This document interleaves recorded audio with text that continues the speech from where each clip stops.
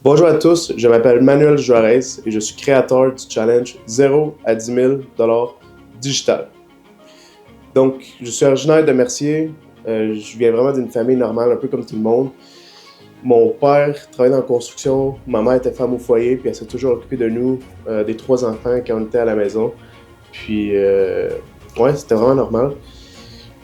J'ai, Moi, personnellement, j'ai toujours eu de l'ambition de faire de l'argent, essayer de trouver des manières de comment grandir une entreprise, essayer d'avoir un revenu fait par moi-même.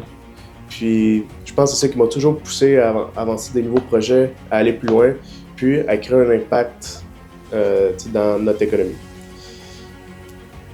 Dès à Mercier, quand j'étais tout jeune, quand je commençais, j'avais, je pense, 12 ans ou 13 ans. Puis avec mon frère, là, on se prenait des petites carrosses de bébés. Des fois, on voit des petites familles là, qui mettent leur bébé dans une genre de petite carrosse verte. Puis ils allaient au parc avec ça. Donc nous, on avait une de ces carrosses-là. Puis ce qu'on faisait avec mon frère, c'est qu'on allait faire du porte-à-porte. On prenait toutes les canettes de tous nos voisins, puis on allait les vendre après au dépanneur. Puis avec l'argent qu'on ramassait là, on pouvait s'acheter des bonbons, on s'achetait ce qu'on voulait. Un peu après, quand j'ai grandi, je pense que j'avais comme 15 ans, je crois. Puis je prenais la tondeuse qu'on avait à la maison, puis je faisais du porte-à-porte chez nos voisins, puis dans mon quartier, pour couper leur gazon. Puis avec ça, j'avais mon petit revenu de côté. Ensuite, lorsque j'étais au collège, j'ai ouvert ma première vraie entreprise qui s'appelle All Stars. Donc, c'est vraiment là que je suis vraiment aimé tout ce qui est l'aspect d'entrepreneuriat parce que le projet qu'on a créé a vraiment pris de l'ampleur. Okay? Donc, c'est un projet qu'on a commencé en 2020 lorsque j'étais au collège. Puis, en 2020, il y a eu COVID. Puis, tout avait fermé. Puis, il y a eu comme un boost de digital. Puis, on dirait que depuis 2020, on s'est rendu compte que tout ce qui était digital, c'était la nouvelle industrie qu'il fallait pousser. Okay? Donc, tous les business, il fallait vraiment qu'ils s'adaptent au digital. Puis, nous, ça a juste tombé qu'on est rentré au bon moment, au bon temps, à la bonne place.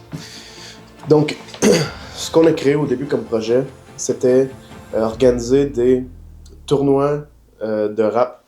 Donc, pour tous les artistes de Montréal, ils pouvaient s'inscrire dans notre tournoi. C'était un tournoi qui était digital. Donc, on prenait 16 artistes de Montréal qui allaient s'affronter un contre un pour avoir un gagnant au final. Donc, nous, ce qu'on allait faire, c'est aller chercher des sponsors. Donc, on allait voir des studios, des ingénieurs de son, on allait voir des pages de médias, des producers d'instrumental. Puis, à la fin, on donnait un bon package aux gagnants. Donc, nous, évidemment, All Stars, on faisait la production de vidéos, des vidéoclips pour les artistes. Donc, quand un artiste de Montréal gagnait notre tournoi, il gagnait un bon package au final qui va vraiment lui aider pour son branding, son nom d'artiste.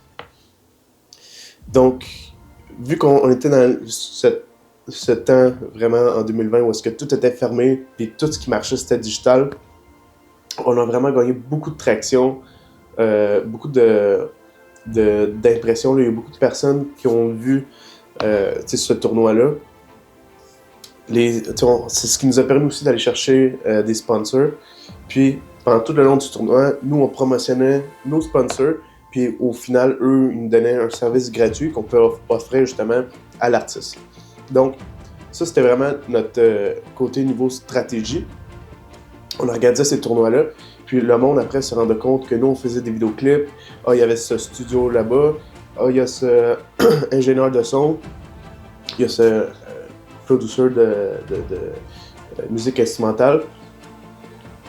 Puis après, on gagnait tous parce qu'on vendait nos services après à tous ceux qui voyaient notre tournoi. Avec ce tournoi, on a réussi aussi à ouvrir, à faire plein de nouveaux contacts dans cette industrie-là. Fait que ça nous a permis à évoluer rapidement. Tellement rapidement que en moins de 2 ans, peut-être après 1 an environ, on a pu expandre à Toronto. Donc, on avait un tournoi qui faisait Montréal et Toronto. Donc, dès qu'on avait cette recette-là du tournoi, puis qui marchait vraiment bien à Montréal, après 1 an, on a décidé d'expandre. On a expandu à Toronto. Donc là, on a vraiment pris un autre step. On avait Montréal et Toronto. On faisait des tournois des deux côtés. Donc, on a fait un gros tournoi à un moment donné où est-ce qu'on faisait Montréal contre Toronto. Puis, on a été capable de refaire, dans le fond, la même formule à Toronto. On allait chercher des sponsors à Toronto. Donc, si c'était un artiste qui gagnait au final à Toronto, ben, il y avait les pages médias de Montréal et Toronto, un studio à Toronto, un nouveau partenariat qu'on allait chercher, puis on faisait jusqu'à la même formule. Toutes les pages de médias, des personnes qui faisaient des instrumentales, puis nous, qu'on se déplaçait, puis qu'on allait faire le vidéoclip. Donc, ça a super bien été. On faisait vraiment notre revenu avec les vidéoclips des artistes. Sauf qu'on a dû fermer All Stars parce que, tu sais, on grandit, nos intérêts changent. Le rap, on aimait de moins en moins. Tu sais, Olivier, mon ami, lui qui s'occupait vraiment de faire de l'instrumental aussi, tu sais, qui s'occupait vraiment du son. Dans All Stars, c'est plus aligné dans le dubstep, puis Rhythm, qui est vraiment son créneau. Il y avait Félix, que c'est lui qui s'occupait vraiment de la production vidéo pour les artistes. Celui qui faisait les vidéoclips, il avait la vision vraiment cinématique, ce qui était vraiment bien. Puis moi, je m'occupais vraiment de tout ce qui était marketing, stratégie. Puis c'est comme ça qu'on se complétait vraiment bien. Jusqu'à temps que Félix il décide de partir. Félix, il avait aussi une autre entreprise dans ce temps-là de lavage de vitres. Donc Félix a dû focus juste sur un projet. Donc, il nous a quittés. Donc ça a vraiment pris un coup pour nous parce que, tu sais, au départ, on avait tous des rêves, les trois, on s'alignait sur le même objectif. Mais en évoluant, comme je disais, nos intérêts changent, on a des nouveaux objectifs, puis dans le fond, les trois, on allait vraiment dans des destinations différentes. Donc c'était vraiment un moment qui était difficile au début, de savoir que, tu sais, ce que tu rêvais ou ce que tu t'imaginais de ta destination allait plus être le cas. Puis tu sais, ce qui est vraiment normal parce que tu peux pas contrôler une autre personne, tu peux pas contrôler ses actions. Chaque personne a vraiment ses objectifs, ses buts. Donc, on a laissé Félix partir, puis on sous-traitait ce qui était notre côté vidéo. Donc, quand Félix est parti après, on a décidé de vraiment s'aligner sur les événements. Donc, on faisait de l'événementiel. On a fait quelques shows, mais après, la dynamique était plus pareille. T'sais, depuis que Félix était parti, puis que on commençait à changer, c'était vraiment plus pareil. Puis on a décidé de fermer en fait All Stars, puis chacun de partir de son propre côté. Donc, c'est pour ça que je suis vraiment reconnaissant pour All Stars. J'ai vraiment appris beaucoup à partir de là, puis c'est ce qui m'a permis après de partir Monster Media. J'ai vraiment, automatiquement, là, tout seul, j'ai pris l'initiative vraiment de mettre les mains vraiment dans le digital, dans le marketing digital. Donc, c'est pour ça qu'aujourd'hui, j'ai vraiment un bon package de tout ce qui est digital, spécialement le marketing puis la production vidéo, parce que grâce à All Stars, j'ai pu acquérir ces compétences. Ensuite, quand j'ai fini All Stars, j'étais allé à l'école, en plus en gestion de commerce. Ensuite, j'ai fini mon parcours scolaire en marketing. Puis, je me suis rendu compte qu'à l'école, ils nous enseignaient vraiment les vieilles méthodes de marketing. Puis que toutes les nouvelles méthodes digitales n'étaient pas vraiment bien enseignées ou ça évolue tellement vite que l'école ne s'adapte pas à la même vitesse que l'évolution de la technologie. À l'école, je m'en souviens qu'on nous enseignait vraiment encore les méthodes de journaux, des fois des pamphlets, ce qui est encore bon aujourd'hui, mais vraiment les méthodes qu'on utilisait avant. Mais il y a des nouvelles méthodes aujourd'hui qui sont encore plus efficaces, qui peuvent nous avoir des meilleurs rendements. J'ai fini l'école en marketing, c'est vraiment là que j'ai appris tout ce qui était théorique. Ensuite, je me suis aligné chez BRP. J'ai appliqué puis j'ai été pris. Donc j'ai travaillé 1 an chez BRP.